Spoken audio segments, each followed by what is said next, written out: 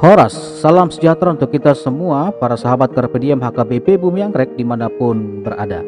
Kembali kita merenungkan firman Tuhan pada hari ini, Senin, 8 Desember 2025. Sebelum kita merenungkan firman Tuhan, kita bernyanyi dari buku ND nomor 172 ayat 1.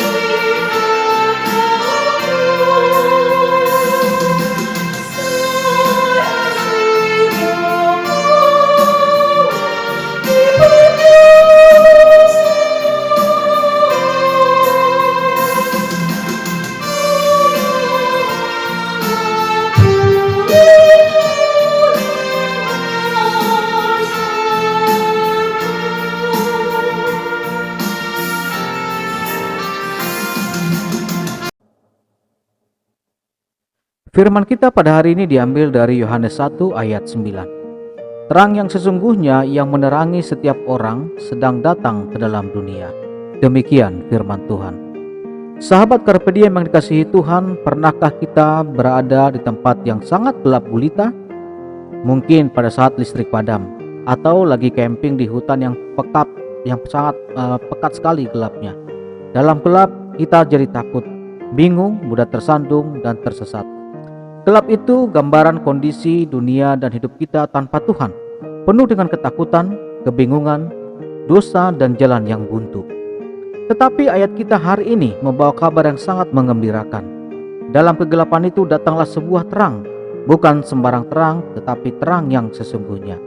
Apa gambaran terang itu dapat kita lihat dalam nats kita pada hari ini.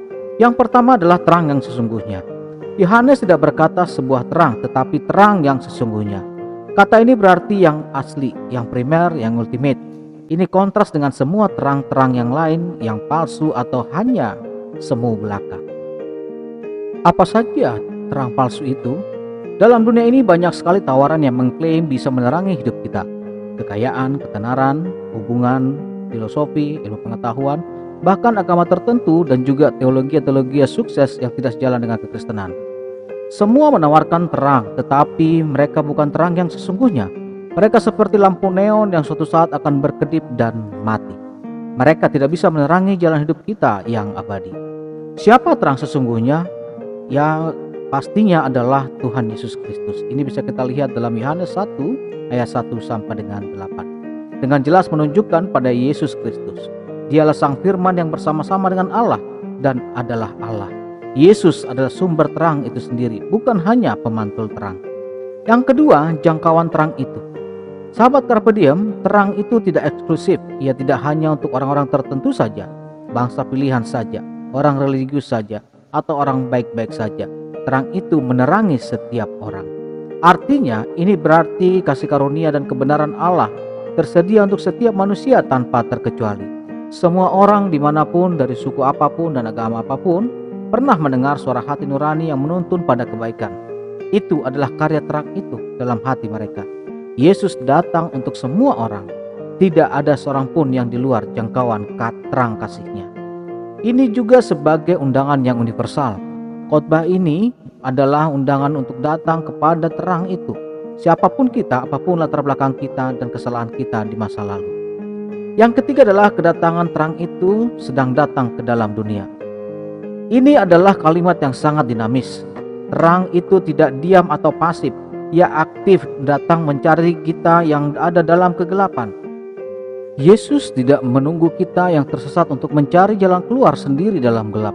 Dia yang mengambil inisiatif turun ke dalam dunia, masuk ke dalam kegelapan kita untuk menjemput kita. Ini tentunya adalah kabar baik, karena kekristenan adalah kabar tentang Allah yang datang mencari manusia, bukan sebaliknya. Apa yang bisa kita simpulkan dari nats khotbah kita pada pagi hari ini? Yang pertama adalah akui bahwa kita ada dalam kegelapan. Kita perlu jujur bahwa kita butuh terang.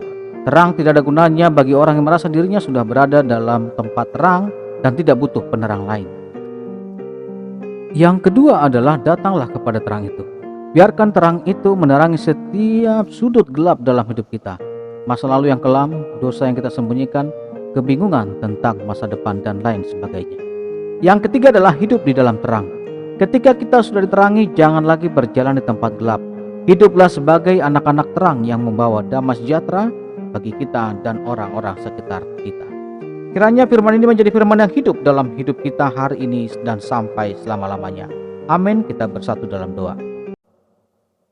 Tuhan Yesus, terima kasih atas hari ini, atas pagi hari ini. Engkau telah membawa kami ke dalam terang yang sesungguhnya. Terima kasih karena Engkau tidak meninggalkan kami dalam kegelapan, tetapi datang ke dunia untuk menjemput kami. Tolong kami untuk jujur mengakui bahwa kami butuh Engkau. Terangilah hidup kami ya Tuhan, terutama untuk pagi hari ini dalam memulai segala aktivitas kami, dimanapun kami berada, dalam apapun yang kami lakukan. Terangilah kegelapan hati, pikiran, dan jalan kami Tuhan, jika ada di pagi hari ini Tuhan. Jadikanlah kami anak-anak terang yang memuliakan nama-Mu, di dalam nama anak-Mu Tuhan Yesus Kristus Tuhan kami. Kasih karunia dari Tuhan Yesus Kristus dan kasih dari Allah Bapa dan persekutuan Roh Kudus menyertai kita sekalian hari ini dan sampai selama-lamanya. Amin.